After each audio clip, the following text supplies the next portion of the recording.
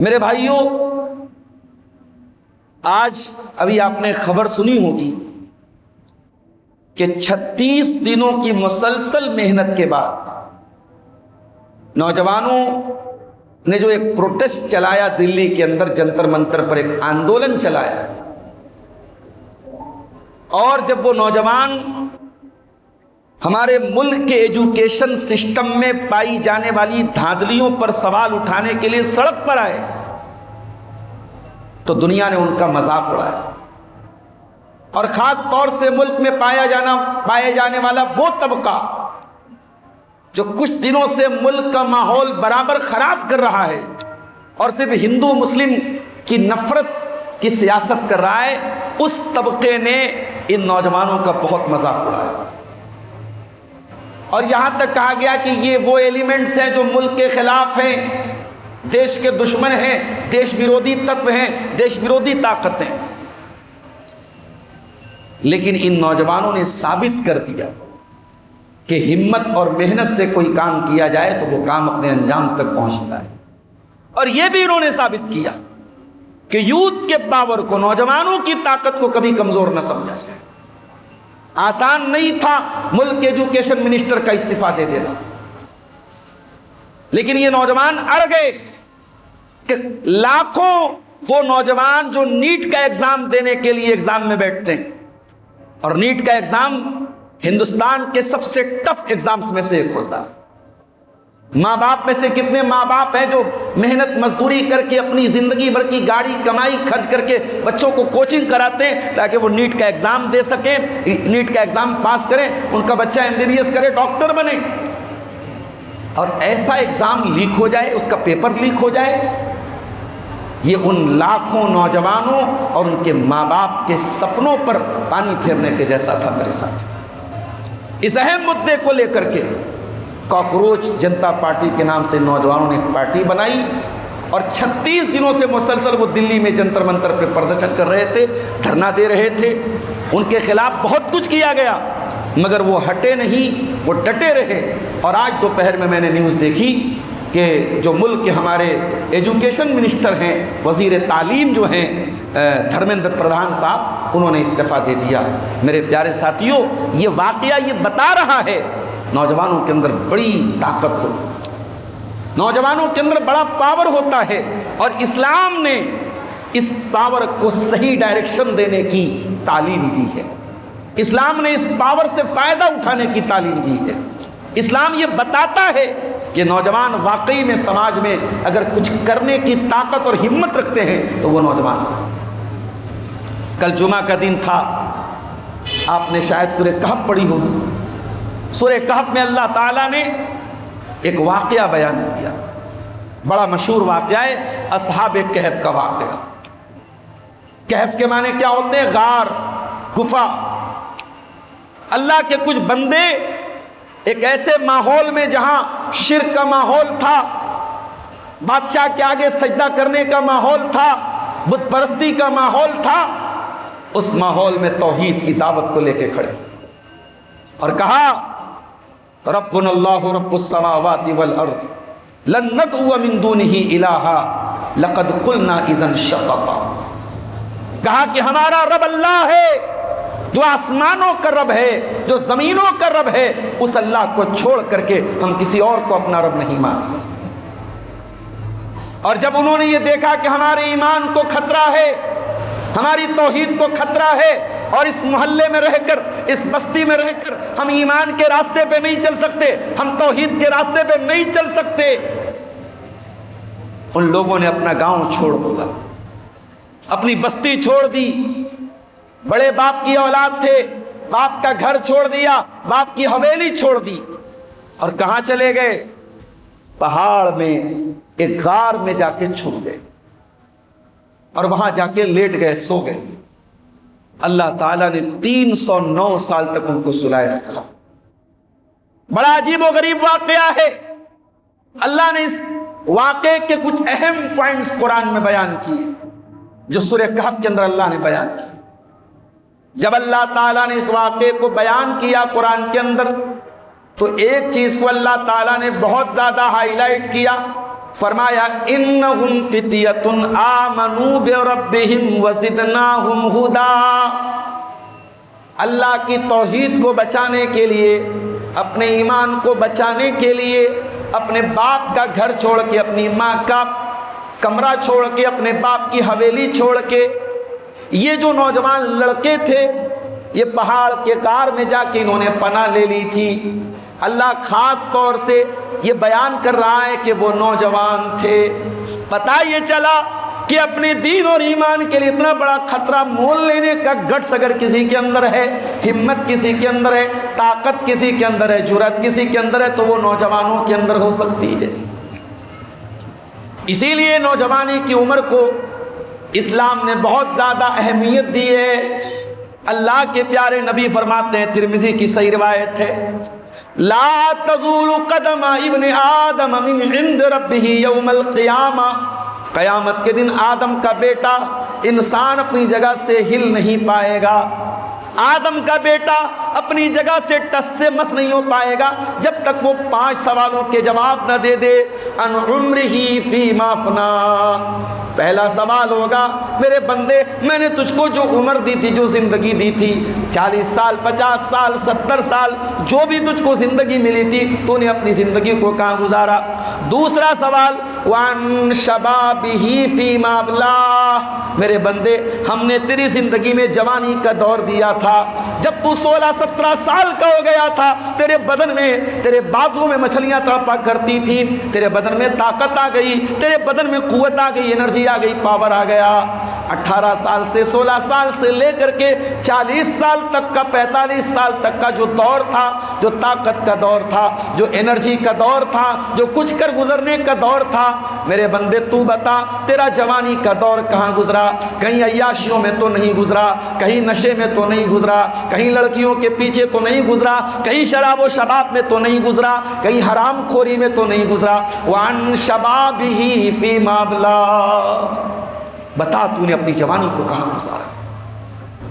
सारी जिंदगी का हिसाब अलग होगा और जवानी का हिसाब अलग होगा।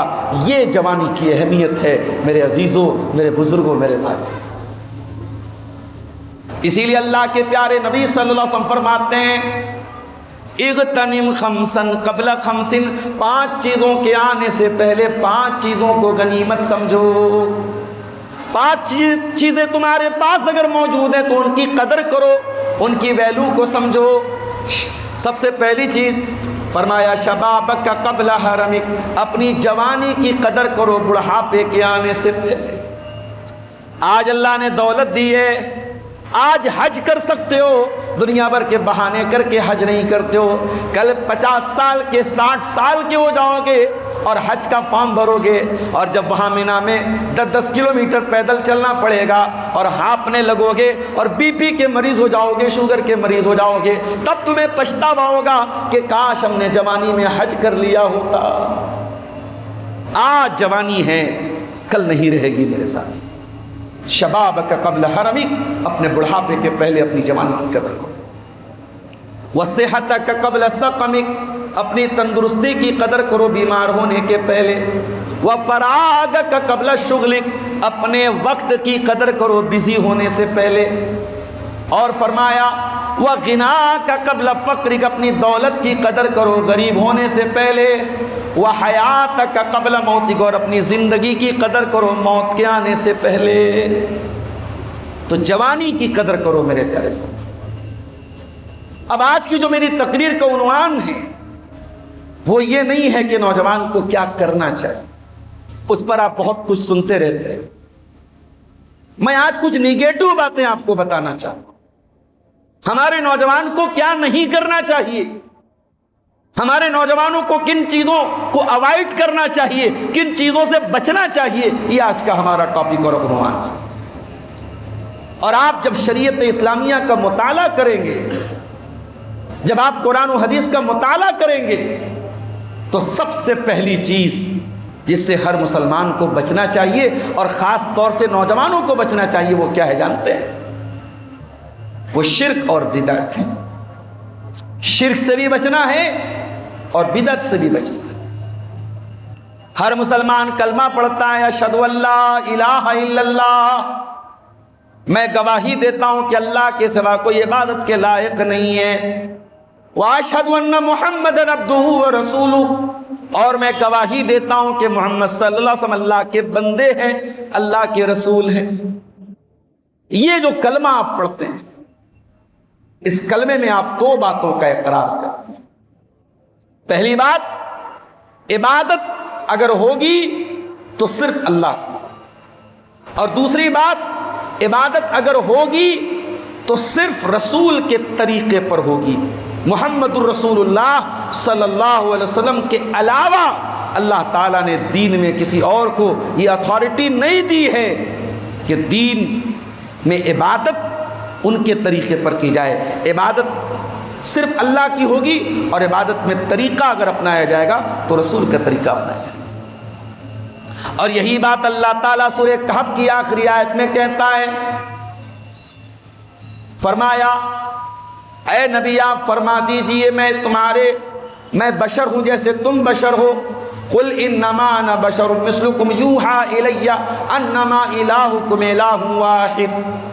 ऐ नबी आप बता दीजिए कि मुझे अल्लाह ताला ने बशर बनाया, इंसान बनाया, मुझे इंसान से निकालने की कोशिश न करना। मैं रसूल हूँ अल्लाह का, मैं पैगंबर हूँ अल्लाह का, मगर साथ में मैं रसूल भी हूँ। यूहा इलैया, और मेरी तरफ अल्लाह ताला वही नाजिल करता है, वही भेजता है। अन्नमा इलाहुकुम इलाहुन वाहिद, कि तुम्हारा माबूद सिर्फ और सिर्फ एक है। फमन काना यरजू लिका रब्बिही फलयामल अमलन सालिहा वला युशरिक बिइबादति रब्बिही अहदा। तो जो अपने रब से मुलाकात करना चाहता है, जो जन्नत में जाना चाहता है, जो अल्लाह के यहाँ कामयाब होना चाहता है, उसे दो काम करना पड़ेगा। पहला काम क्या करना पड़ेगा? फलयामल अमलन सालिहा, वो अमल करे तो नेक अमल करे, उसके अमल के ऊपर रसूल की मुहर हो, उसकी इबादत के ऊपर रसूल की मुहर हो। और दूसरी चीज़ क्या है? वला युशरिक बिइबादति रब्बिही अहदा, वो अपने रब की इबादत में किसी को शरीक न करे। यही दो चीज़ें हैं मेरे साथ, तौहीद और सुन्नत। और तौहीद का अपोजिट है शिर्क, और सुन्नत का अपोजिट है बिदअत। सफर का महीना चल रहा है, बहुत सारे लोग इसको तेजी का महीना बोलते हैं। कहा जाता है कि मनहूस महीना है, लोग इस महीने में शादियां नहीं करते। इस महीने में जो बच्चा पैदा हो जाए, अगर वो शरारती हो जाए, वो बदअखलाक हो जाए, लोग कहते तेजी में पैदा हुआ था। ये अकीदे भी मेरे प्यारे साथियों तौहीद के खिलाफ हैं। न कोई महीना मनहूस है, न कोई दिन मनहूस है, न 3 तारीख को शादी करना मना है, न 13 तारीख को शादी करना मना है, न 23 तारीख को शादी करना मना है। ये 3, 13, 23 का अकीदा भी इस्लाम के खिलाफ है। ये सफ़र के महीने को तेज़ी का महीना कहना, ये भी इस्लाम के खिलाफ है। ये किसी महीने को खास कर लेना कि महीना मनहूस होता है, ये भी इस्लाम के खिलाफ है। अगर इन सब चीज़ों से कोई महीना मनहूस होता तो शायद रबीउल अव्वल की 12 तारीख को सहाबे किराम मनहूस करार दे देते। 12 रबीउल अव्वल की तारीख अल्लाह के प्यारे नबी की वफ़ात की तारीख थी। और साहबा कहते हैं, हज़रत अनस कहते हैं, जिस दिन अल्लाह के नबी मदीना आए थे उससे ज़्यादा रोशन दिन हमने नहीं देखा, और जिस दिन अल्लाह के प्यारे नबी का इंतकाल हुआ था उस दिन से ज़्यादा हमने कोई तारीख दिन नहीं देखा, हमने कोई अंधेरे वाला दिन नहीं देखा। अगर कोई दिन और तारीख मनहूस समझने का कॉन्सेप्ट होता इस्लाम में, तो सहाबा ने 12 रबीउल अव्वल की तारीख को गलत समझा होता, उसमें शादियां ना करते, उसको खराब समझते, मगर साहबा ने ऐसा नहीं किया मेरे प्यारे साथी। तो तौहीद और सुन्नत की कदर करो मेरे साथ। नमाज पढ़ो तो सोचो कि नमाज का तरीका क्या अपना रहे हो। कहीं ऐसा तो नहीं कि बाप दादा से जो तरीका देखते चले आए उसी को फॉलो कर रहे हो। क्या नमाज का तरीका प्यारे रसूल ने नहीं बताया है, और अगर बताया है और आपने यहां तक फरमाया है सल्लू कमा रायतुमूनी उसल्ली, नमाज उस तरीके पर पढ़ो जिस तरीके पर मुझे पढ़ते हुए देखते हो। इसका मतलब ये हुआ कि क़यामत तक उन नबी की नमाज का तरीका रिकॉर्ड रहेगा, क़यामत तक नबी की नमाज का तरीका सेफ रहेगा। और वो कहाँ मिलेगा? वो आपको हदीस की किताबों में मिलेगा। ओ लोगों जाओ, मैं मसलक की बात नहीं करता, मैं जमात की बात नहीं करता, जाओ ज़रा हदीस की किताबें उठा के पढ़ो और अपनी नमाज को हदीस पर पेश करते चले जाओ, हदीस पढ़ते चले जाओ और अपनी नमाजों का जायज़ा लेते चले जाओ और गौर करो कि आपकी नमाज का तरीका रसूल की नमाज से मैच कर रहा है या नहीं कर रहा है। इबादत अगर होगी तो सिर्फ अल्लाह की हो, और इबादत में तरीका अगर चलेगा तो जनाब मोहम्मद रसूलुल्लाह सल्लल्लाहु अलैहि वसल्लम का तरीका चलेगा। आज हालात क्या है? कोई बात बोल दो कब्र परस्ती के खिलाफ, लोगों को मिर्ची लग जाती है। इसी लोहता की सरजमीन पर अभी 2 हफ्ता पहले जुमा का खुतबा मैंने दिया और मैंने कहा कि साहब, एक पीर साहब को पालकी पे बिठा के, कुर्सी पे बिठा के अवाम अपने कंधों पे लेके जा रही है, ये ढोंग है। तो लोगों ने कहा कि आपने साहब तौहीन कर दी फलाने की, वो रसूल की आल में से हैं और बहुत बड़े पीर साहब हैं और बहुत बड़े सज्जादा नशीन साहब हैं, आपने उनकी तौहीन कर दी। ये क्या होता है भाई? एक आदमी रसूल की खानदान से है, रसूल की आल में से है, अगर है सो कॉल्ड। हमारे यहाँ तो साहब कोई भी अपने आप को सैयद लिख देता है, कोई भी दावा कर सकता है हम रसूल की नस्ल में से हैं। रसूल मदीने में रहे, रसूल की नस्ल मदीने में रही, और रसूल के आल और रसूल की औलाद में सबसे ज़्यादा आपको कहाँ मिलेंगे? इंडिया, पाकिस्तान, बांग्लादेश। सैयद लोग सबसे ज़्यादा कहाँ मिलेंगे? इन्हीं 3 इलाकों में मिलेंगे। अजीब बात है भाई, रसूल की आल मदीने में नहीं रही और हिंदुस्तान और बांग्लादेश, पाकिस्तान में बहुत मिलती है। ये अजीब बात नहीं है? अच्छा 2 मिनट के लिए चलो मान लो कि साहब कोई आदमी रसूल की आल में से है, रसूल की नस्ल में से। अब चाहे उसका अकीदा जो भी हो, वो कब्रों पे सजदा करे, वो मज़ार परस्ती करे, वो या अशरफ कह के दुआएं करे, अल्लाह को छोड़ के ख्वाजा मखदूम अशरफ जहांगीर समनानी रहमतुल्लाह अलैह जो एक अल्लाह के नेक बंदे गुजरे थे, उनकी कब्र पे खड़ा होके उनको पुकारे और हम कहें साहब ये बहुत बड़ा नेक आदमी है और अल्लाह का वली है और जो है बहुत बड़ा पीर है। हमसे ये नहीं हो सकता है मेरे प्यारे साहब। और अल्हम्दुलिल्लाह पहले ये आवाज़ें सिर्फ अहले हदीस के स्टेजों से आती थी, अब पीर परस्ती की ये लानत खुद उस तबके में भी लोगों ने महसूस करनी शुरू कर दी है। और मैं कई ऐसे उलमा को जानता हूँ जो अहले हदीस नहीं है, जो बरेलवी मसलक से जिनका ताल्लुक़ है, उन्होंने खुल करके कहा है कि नहीं, ये पीरों को ज़रूरत से ज़्यादा इज्जत देना और उनकी ताज़ीम के नाम पे उनका जो है बहुत ज़्यादा दर्जा बढ़ाना, पीर परस्ती करना, इस्लाम से इसका कोई ताल्लुक़ नहीं है। उसमें मैं कई ऐसे उलमा को जानता हूँ जिन्होंने अपनी आवाम में पाई जाने वाली पीर परस्ती से रोका है। तो नौजवान को शिर्क से बचना है और बिदअत से बचना है और आगे बढ़िए।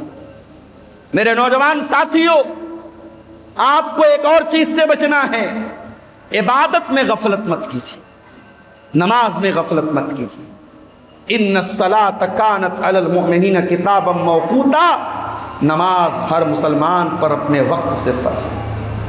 आप बहुत बड़े बिजनेसमैन हैं, बहुत बड़े कारोबारी हैं, अल्लाह के यहाँ ये कहे कि आप नहीं बच पाएंगे, अरे अल्लाह मेरा बिजनेस बहुत बड़ा था, मुझे नमाज पढ़ने का मौका नहीं मिल रहा था, मैं कभी दशाश्वमेध में हूँ, कभी चौक में हूँ, कभी मदनपुरा में हूँ, कभी रेवड़ी तालाब में हूँ, मैं अरे अल्लाह कैसे नमाज पढ़ता? अल्लाह क्या एक्सक्यूज़ नहीं चलेगा मेरे साथ। नमाज फ़र्ज़ है आपको, जब तक सांस चल रही है, जब तक दिमाग काम कर रहा है, नमाज माफ़ नहीं है, आपको नमाज पढ़ना पड़ेगा। और कुरान क्या कहता है? रिजालुल्ला तुल्हीहिम तिजारतुन वला बैउन अन ज़िक्रिल्लाह। अल्लाह के कामयाब बंदे वो हैं, अल्लाह के मोमिन बंदे वो हैं, वो कारोबार भी करते हैं, वो लेन देन भी करते हैं, लेकिन उनका कारोबार उनको अल्लाह के जिक्र से गाफिल नहीं करता, उनको नमाज से गाफिल नहीं करता, वो टाइम से नमाज पढ़ते हैं। नमाज की पाबंदी कीजिए मेरे साथ। और ख़ास तौर से सबसे मुश्किल और सबसे टफ नमाज जो है वो फजर की नमाज, लेकिन इसका इनाम भी सबसे ज़्यादा है। अगर आपने फजर की नमाज जमात के साथ पढ़ ली, आप अल्लाह के वली बन गए। जी, अल्लाह का वली किसको बोलते हैं? अल्लाह का वली उसको बोलते हैं जिससे अल्लाह मोहब्बत करे।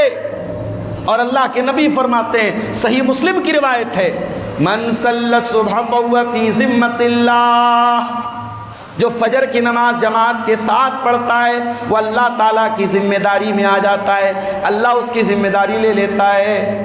फला यत्लुबन्नकुमुल्लाहु बिशैइन मिन ज़िम्मतिही फयुद्रिकहु फयकुब्बहु फी नारि जहन्नम।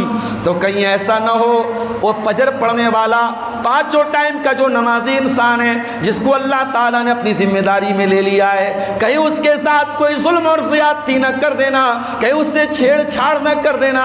अल्लाह की जिम्मेदारी में वो आ चुका है, वरना तुमको अंजाम भुगतना पड़ेगा। अल्लाह तुमको पकड़ लेगा और घसीट करके जहन्नम में डाल देगा, औंधे मुंह जहन्नम में डाल देगा।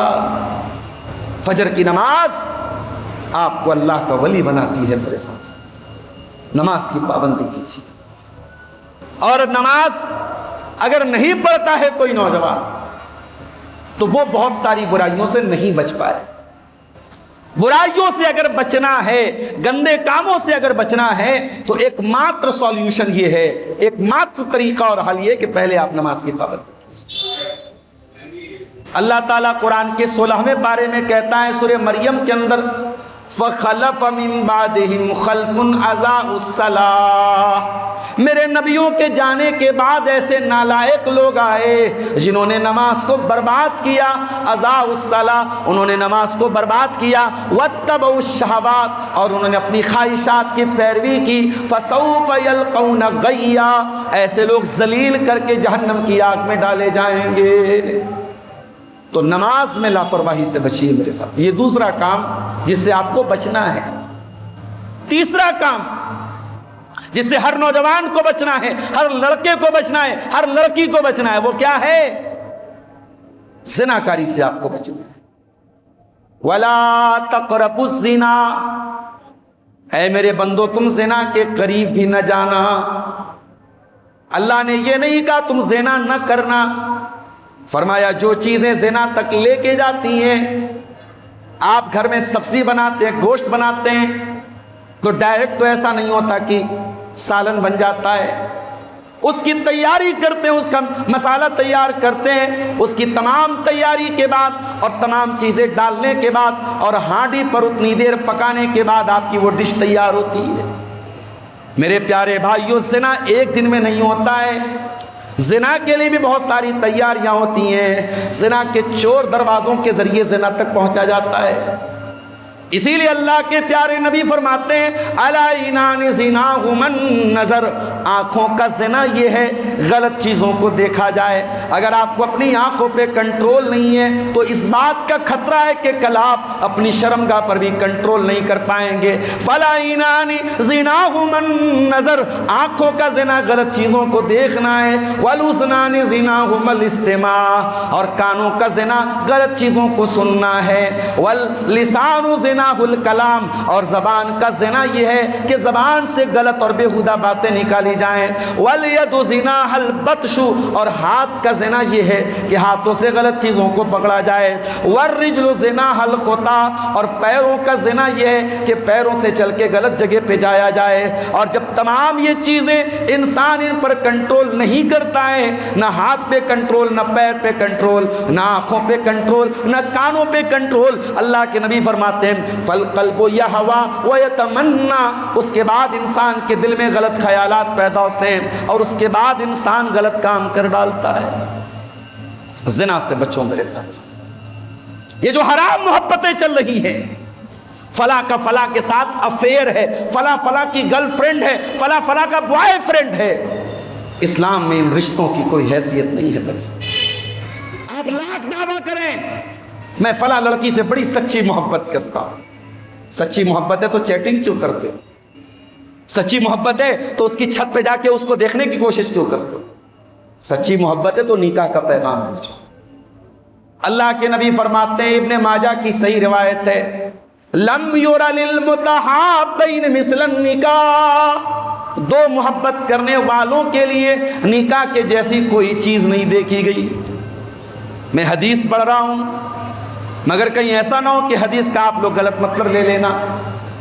ये हदीस लव मैरिज को प्रमोट नहीं कर रही है, इस हदीस का कतान ये मतलब नहीं है कि पहले आप प्यार और मोहब्बत करें फिर शादी करें। ये हदीस एक तो ये बात बता रही है कि मोहब्बत वो नहीं है जो होटलों और रेस्टोरेंट में पैदा हो रही है, जो पार्कों में हो रही है, जो चुपके चुपके मिल करके हो रही है। मोहब्बत वो होती है जो अलल ऐलान होती है। निकाह करके जब इंसान अपनी बीवी को लाता है, बड़े हक के साथ बीवी के लिए खाने पीने की चीज़ें लाता है, बड़े हक के साथ अपनी बीवी का हक अदा करता है, ये असल मोहब्बत है जिसके अंदर जिम्मेदारी भी है, जिसके अंदर जिम्मेदारी का एहसास भी है, जिसके अंदर कोई चोरी नहीं है, जिसके अंदर कोई हरामकारी नहीं है। एक मतलब तो इस हदीस का ये कि असल मोहब्बत निकाह के जरिए होती है, और दूसरा मतलब इस हदीस का ये कि इत्तेफाक से अगर किसी लड़के के दिल में किसी लड़की के बारे में ये बात बैठ जाए कि ये लड़की मुझे अच्छी लगती है, ये औरत मेरी जिंदगी में आनी चाहिए, तो हराम तरीके से उसकी तरफ न बढ़े, निकाह कर ले, निकाह कर ले और निकाह का पैगाम भेजे, प्रॉपर चैनल से आए। लड़की को डायरेक्ट निकाह का पैगाम नहीं देना है, लड़की के वली और लड़की के गार्जियन तक निकाह का पैगाम भेजना है। और लड़की का गार्जियन अगर तैयार नहीं है तो फिर आपको सरेंडर होना पड़ेगा।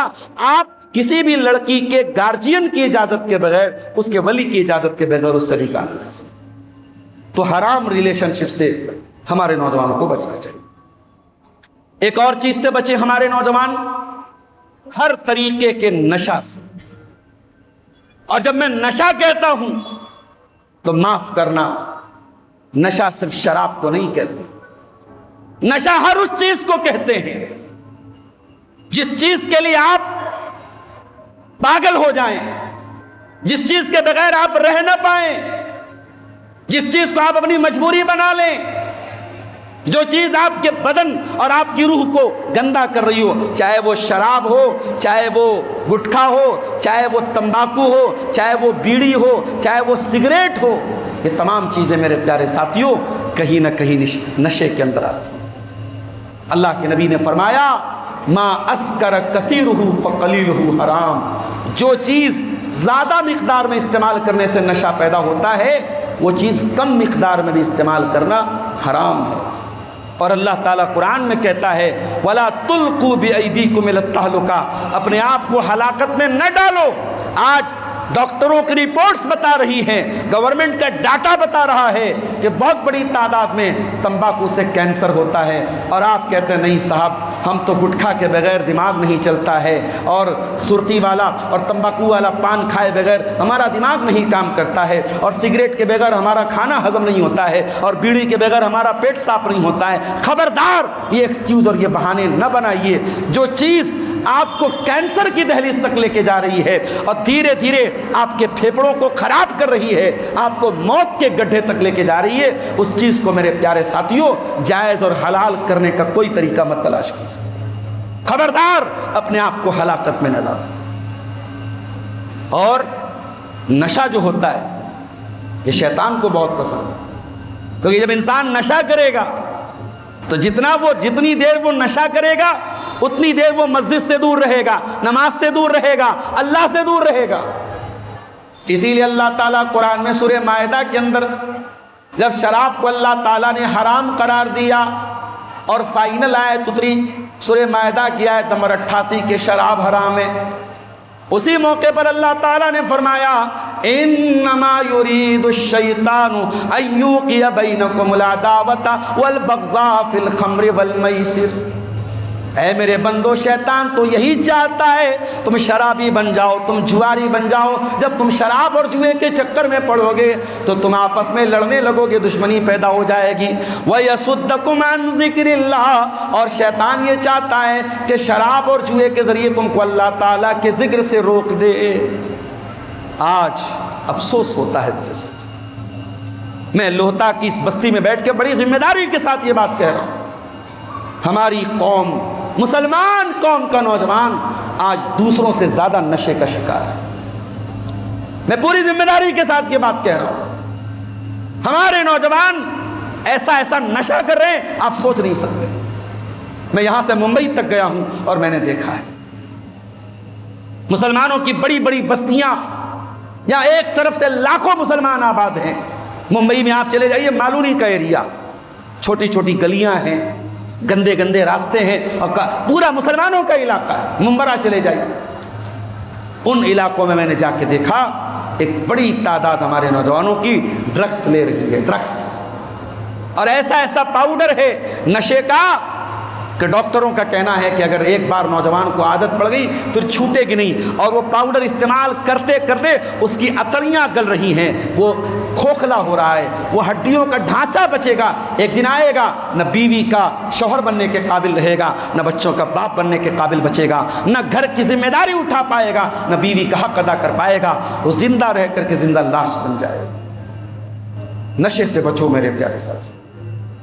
और आगे बढ़िए, इस्लाम माल कमाने का आपको हुक्म देता है, और माल कमाने के इस्लाम ने हजारों हलाल रास्ते आपको बताए हैं।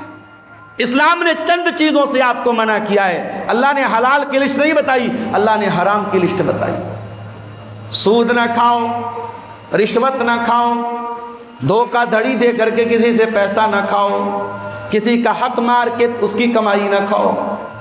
अल्लाह ताला ने हराम की तो लिस्ट बनाई है, हलाल की कोई लिस्ट नहीं बनाई है। और अल्लाह कुरान में यहाँ तक कहता है, वल्लज़ी जअल लकुमुल अर्द ज़लूलन फम्शू फी मनाकिबिहा वकुलू मिन रिज़्क़िही। ऐ मेरे बंदो, अल्लाह ने ज़मीन को चलने के काबिल बनाया है। ज़मीन में चला करो, ज़मीन में सफ़र किया करो, ज़मीन में बिजनेस किया करो, ज़मीन में कारोबार किया करो, ज़मीन में तिजारत किया करो, और अल्लाह ताला का रिस्क खाया करो।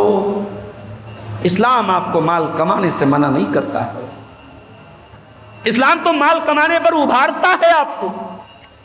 इस्लाम तो यहां तक कहता है, अल मालु वल बनून ज़ीनतुल हयातिद दुनिया। अरे दुनिया से माल को निकाल दो और औलाद को निकाल दो तो दुनिया में रंग ही नहीं बचेगा, दुनिया ब्लैक एंड वाइट हो जाएगी। दुनिया को अगर कलरफुल कोई चीज़ बनाती है, दुनिया को रंगीन अगर कोई चीज़ बनाती है, दुनिया को खूबसूरत अगर कोई चीज़ बनाती है, माल बनाता है, औलाद बनाती है। मगर हाँ, इस्लाम आपसे ये ज़रूर कहता है, माल के चक्कर में अल्लाह को मत भूलना। माल कमाने की ऐसी अंधी दौड़ मत दौड़ने लगना कि ये भूल जाना कि हलाल क्या है, हराम।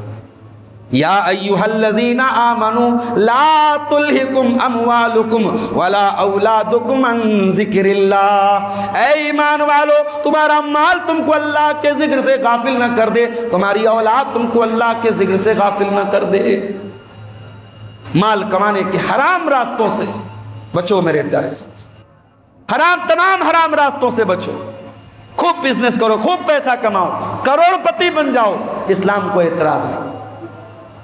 अल्लाह के प्यारे नबी फरमाते हैं, याती अलन्नासी ज़मान, एक ऐसा ज़माना भी लोगों के ऊपर आएगा, ला युबालिल मरु, इंसान इस बात की परवाह नहीं करेगा, मिन ऐना खज़ल हलाल मिन ऐना खज़ल माल, कि माल वो कहाँ से कमा रहा है, अमिन हलालिन अमिन हराम, हलाल तरीके से माल कमा रहा है या हराम तरीके से माल कमा रहा है।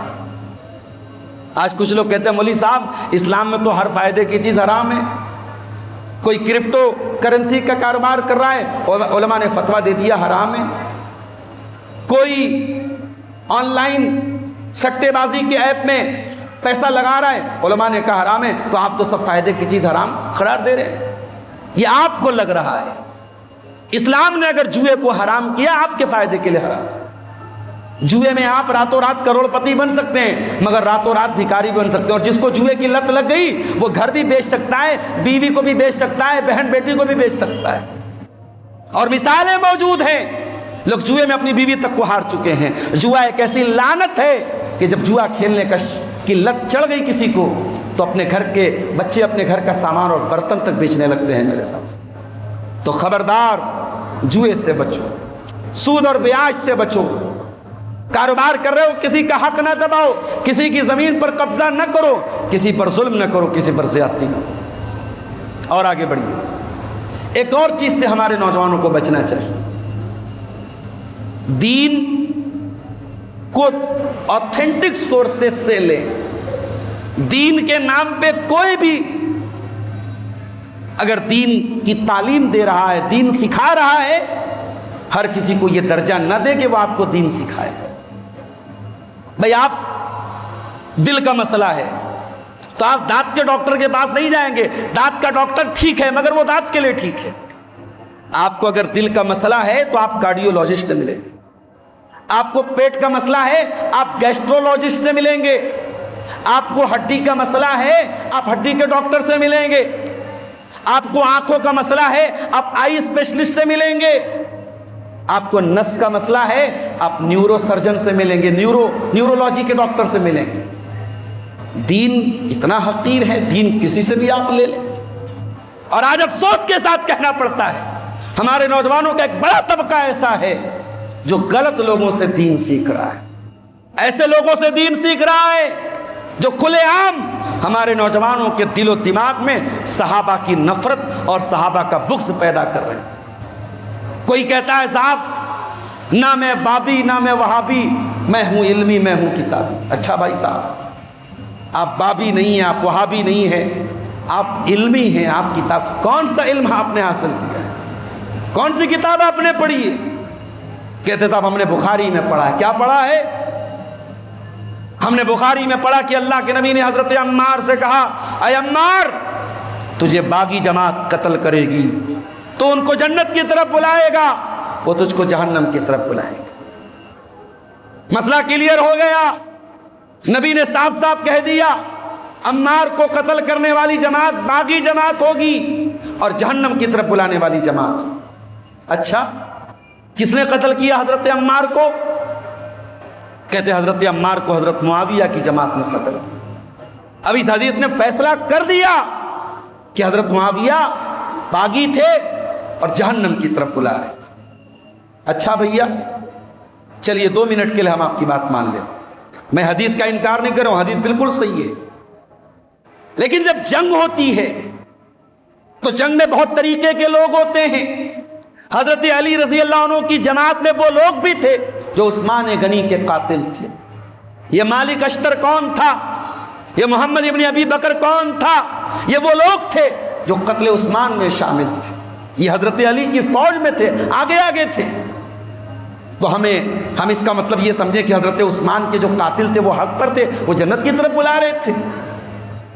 दोनों तरफ ऐसा तबका भी मौजूद था जो गलत था। और ये भी मसला याद रखो, ये जो जंग हुई थी हजरत अली हजरत मुआविया की, उलमा ने साफ साफ लिखा है कि इन जंगों में सहाबा की बहुत छोटी सी जमात शामिल हुई थी। इसमें अक्सरियत गैर सहाबा की थी। सहाबा की मेजॉरिटी, सहाबा की बड़ी तादाद इस जंग में शामिल ही नहीं हुई थी। थोड़े से लोग थे जो शामिल हुए थे। बहरहाल जंग हुई, और जंग किस मुद्दे पर हुई? हजरत मुआविया का यह कहना था उस्मान गनी मेरे रिश्तेदार हैं, मेरे चचा के बेटे हैं, मेरे ख़ानदान के हैं, उनको उनके घर में घेर करके मजलूमाना तरीके से शहीद कर दिया गया, उनके कातिलों से क़िसास लिया जाए। और ये काम सबसे पहले इसको फर्स्ट प्रायोरिटी दिया जाए, इसको पहले किया जाए। हजरत अली का ये कहना था कि अभी मैंने खिलाफत को संभाला है, अभी हालात पुरसुकून नहीं है, हालात पुरसुकून हो जाएं। उस्मान गनी के कातिल कोई एक आदमी नहीं थे, सैकड़ों लोग थे, उन सबको पकड़ करके हम उनको सजा देंगे। ये असल वजह थी इस पूरे झगड़े। न अली को हजरत मुआविया रज़ी अल्लाह अन्हु से बुग़्ज़ था, न हजरत मुआविया को हजरत अली रज़ी अल्लाह तआला अन्हु से कोई नफरत थी। बल्कि शिया मसलक की किताब नहजुल बलागा, जिसमें हजरत अली के खुतबात को शिया मसलक के एक आलिम ने जमा किया है, जिसमें बहुत सारी फर्जी बातें, मगर उसमें कुछ बातें ऐसी हैं जो हमारी आंखें खोल भी देती।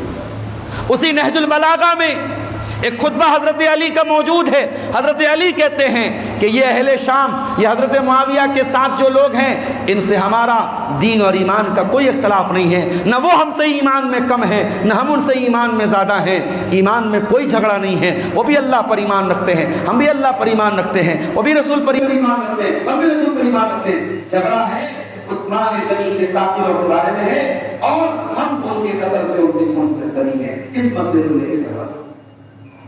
एक बात तो ये समझ ली, और दूसरी बात ये कि ये कोई दीन का बहुत बड़ा मसला आज आपको इन्हीं मसलों में उलझा कर दिया गया कि आप जब तक हजरत मुआविया पर लान तान न कर लें, आप अली के चाहने वाले नहीं हैं, आप अहले बैत के चाहने वाले हैं।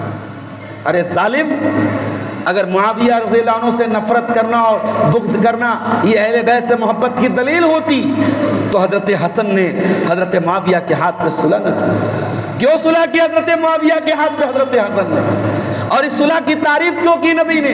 बुखारी की रिवायत है, उसी बुखारी की हज़रत अम्मार वाली हदीस को हमारे नौजवानों को रटा दिया गया, पढ़ा दिया गया, मगर बुखारी की ये रिवायत क्यों नहीं पढ़ाते? नबी ने फरमाया था, हज़रत हसन का हाथ पकड़ के फरमाया था, मेरा ये बच्चा सरदार होगा और मेरे इस बच्चे के ज़रिए अल्लाह ताला मुसलमानों की दो जमातों के दरमियान सुलह कराए। तो मेरे प्यारे साथियों, ये इंजीनियर अली मिर्जा का फितना जो बड़ा सर चढ़ के बोल रहा है और हमारे कुछ नौजवानों को ये लगता है कि अली मिर्जा वो बातें बताता है जो उलमा छुपाते थे। जी नहीं, उलमा ने दीन को छुपाया नहीं है। हाँ, उलमा ने उन मसलों को नहीं छेड़ा है जिन मसलों की आपको जरूरत नहीं थी। भाई आप बुखार के मरीज हैं, आप डॉक्टर के पास बुखार की दवा लेने गए, डॉक्टर ने बुखार की दवा दे दी, जरूरी नहीं कि आपको वो कैंसर का इलाज भी बताया।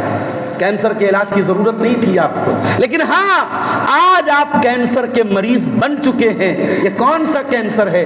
ये जिस्मानी कैंसर नहीं है, ये रूहानी कैंसर है। ये वो कैंसर है जिसने आपके दिल में सहाबा की नफरत पैदा कर दी, उलमा की नफरत पैदा कर दी, और आज आपको वो अली मिर्जा सबसे बड़ा आलिम लगता है जिसकी औकात ये है, जिसकी हकीकत ये है कि वो कुरान की चंद आयतें सही तरीके से नहीं पढ़ सकता है।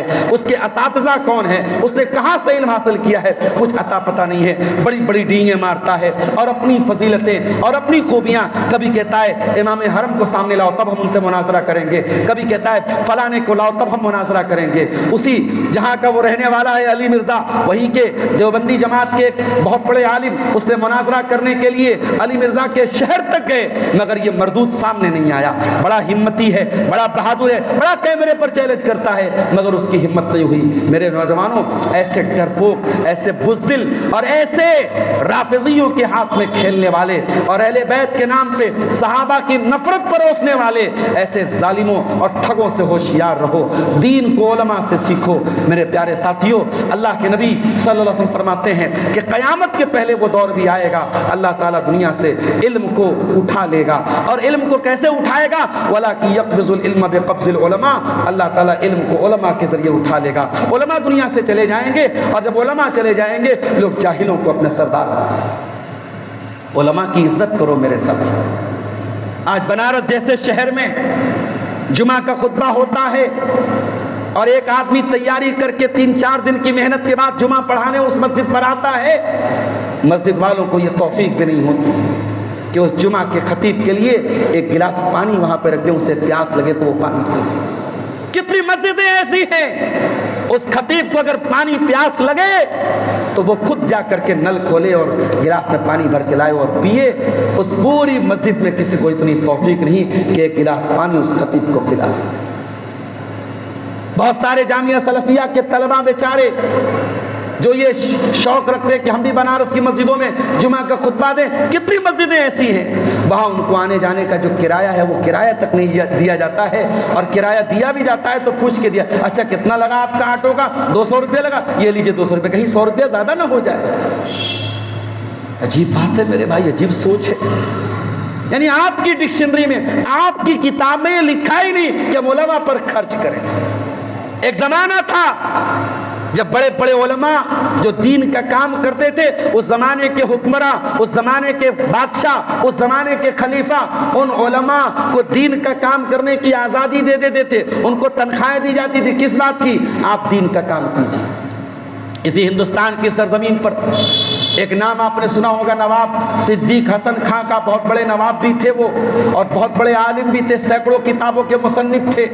नवाब सिद्दीक हसन का कई उलमा को पैसा देकर किताबें लिखवाते थे, और ये जो बुखारी शरीफ का उर्दू तर्जमा, मुस्लिम का, इस हिंदुस्तान में किसी की हिम्मत नहीं थी हदीस का उर्दू में तर्जमा कर सके। हिंदुस्तान की आवाम को हदीस पढ़ना मना था। उनको ये सिखाया गया था कि आपको हदीस का तर्जमा नहीं पढ़ना है, आपको बस मौलवी साहब की बात मानना है, पीर साहब की बात मानना है, पीर साहब जितना कह दे सर झुका देना है। इस हिंदुस्तान की सरजमीन पर हमारे उलमा ने लोगों से लोहा लेकर के हदीस का तर्जमा किया, कुरान का तर्जमा किया। मेरे प्यारे साथियों, उनकी हौसला अफजाई की गई, उनका पैर नहीं तोड़ा गया, उनका हौसला नहीं तोड़ा गया।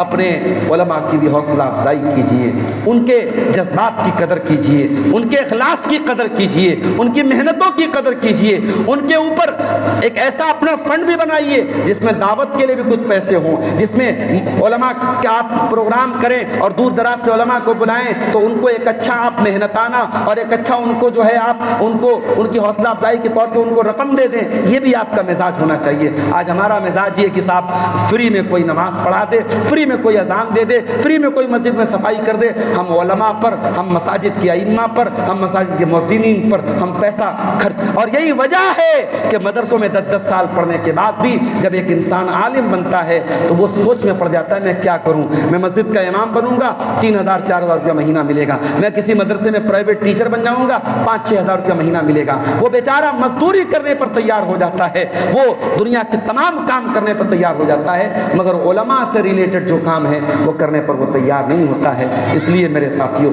उलमा की इज्जत कीजिए, उलमा का एहतराम कीजिए। और आखिरी बात अपने नौजवानों से कहना चाहता हूँ, किसी भी तरीके के फ्रॉड और 420 से अपने आप को बचाएं। मुसलमान फ्रॉड या नहीं होता, मुसलमान मक्कार नहीं होता। फ्रॉड न कीजिए, जो हैं वो दिखिए, मुस्कुरा के मिलें और दिल में बुग़्ज़ है तो ये मुनाफिक की अलामत है। ये ज़ुल वजहैन होना, ये दो तरीके का चेहरा होना। ये कुरान कहता है वैज़ा लकुल्लज़ीना आमनू क़ालू आमन्ना, ये मुनाफिक लोग जब मोमिनों से मिलते हैं कहते हम ईमान ले आए। वैज़ा खलौ इला शयातीनिहिम क़ालू इन्ना माकुम, और जब ये अपने शैतानों के पास जाते हैं तो कहते हम तुम्हारे साथ हैं। ये दो मुँहापन, ये दोहरा चरित्र, ये दोगला अखलाक, ये मोमिन का नहीं होना चाहिए। मोमिन का दिल साफ और सुथरा होना चाहिए। कारोबार कीजिए, फ्रॉड न कीजिए, लेन देन कीजिए, 420 न कीजिए, कोई चीटिंग कोई फ्रॉड न कीजिए। अल्लाह के नबी बाजार में गए, मार्केट में गए, एक दुकान पे जौ बिक रहा था। आपने देखा ऊपर सूखा जौ है, अंदर आपने हाथ डाला, अंदर भीगा जौ था, गीला जौ था। आपने कहा भीगा अंदर क्यों रखा है? कहा अल्लाह के नबी बारिश हो गई थी तो भीगा वाला अंदर रख दिया, भीगा ऊपर रखेंगे कस्टमर नहीं आएगा। आपने फरमाया कस्टमर आएगा, आपसे जौ खरीदेगा, वो तो ये समझेगा पूरा जौ सूखा है और अंदर आप गीला वाला मिला के बेच रहे हैं। आपने फरमाया मन गश्शना फलैसा मिन्ना, जो धोखाधड़ी करे, जो फ्रॉड करे वो हम में से नहीं है। नबी ने एक जुमला कह दिया, जो धोखाधड़ी और फ्रॉड करे वो हम में से नहीं है। ये एक जुमला कारोबार में पाई जाने वाली चीटिंग और 420 की जितनी किस्में हैं उन सबको समेट लेता है। और माफ करना लोहता वालों, माफ करना। आज लोहता और बनारस के कारोबार को अगर गर्द में किसी चीज ने डाला है, अगर गड्ढे में किसी चीज के ने डाला है, हुकूमत की पॉलिसियों ने बाद में डाला है, हुकूमत के मसलों मसाइल ने बाद में डाला है। पहले हमारी 420 ने, हमारी हरकतों ने और हमारे फ्रॉड और हमारी चीटिंग ने हमारे कारोबार को गड्ढे में डाला है। हालात ये हैं कि जिसको 1 रुपये की बेईमानी भी किसी के साथ करने का मौका मिलता है वो चूकता नहीं है। मेरे प्यारे साथियों, अपने नौजवानों से एक बात कहना चाहता हूँ, फ्रॉड से बचो, 420 से बचो, हर तरीके के मकरो फरेब से बचो। अल्लाह के नबी की बड़ी क्लियर हदीस है, आपने फरमाया मन गश्शना फलैसा मिन्ना। ये चंद बातें जो नौजवानों के ताल्लुक से रखी गई कि किन चीज़ों से नौजवानों को बचना चाहिए। मैं उम्मीद करता हूँ मगरिब बाद का प्रोग्राम जो होता है आम तौर से वो लोगों की मसरूफियत का वक्त होता है और इशाबाद के प्रोग्रामों में मैं देखता हूँ लोगों की हाज़िरी ज़्यादा होती है क्योंकि लोग खाने पीने से और अपनी ज़रूरियात से फारिग होकर के आते हैं। लेकिन मुझे पता चला कि हर महीने 15 दिन पर ये लोहता की मुख्तलिफ मस्जिदों पे दुरूस का सिलसिला मगरिब बाद चलता है और उसी सिलसिले की कड़ी के तौर पर आज का ये प्रोग्राम रखा गया। जिन भाइयों की मेहनत से और कोशिश से ये प्रोग्राम मुनक़िद हुआ है, अल्लाह उन सबको जज़ाए खैर अता फ़रमाए। अल्लाह हमारे कहने सुनने को कबूल फ़रमाए। अल्लाह जो बातें बयान की गई गई उस पर मुझे भी और आप सबको अमल की तौफीक अता फरमाए। जो चीज़ें गलत हैं, जिन चीज़ों से इस्लाम में रोका गया है और जिन चीज़ों को कुरान और हदीस में गलत करार दिया गया है, उन सब चीज़ों से हमें बचने की तौफीक अता फरमाए। अल्लाह ताला हमें हक़ बात को कहने की, हक़ बात को सुनने की और हक़ बात को कबूल करने की तौफीक अता फरमाए। आमीन व आखिर दावाना अनिल हम्दुलिल्लाहि रब्बिल आलमीन। वस्सलामु अलैकुम व रहमतुल्लाहि व बरकातुहू। अल्हम्दुलिल्लाह नहमदुहु व नस्तईनुहु व नस्तगफिरुहु व नऊज़ु बिल्लाहि मिन शुरूरि अनफुसिना व मिन सय्यिआति अअमालिना।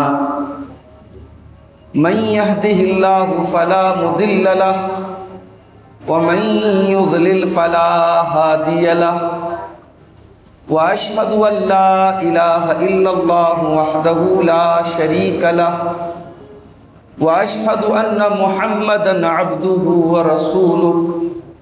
या अय्युहल्लज़ीना आमनुत्तक़ुल्लाहा हक़्क़ तुक़ातिह व ला तमूतुन्न इल्ला व अंतुम मुस्लिमून।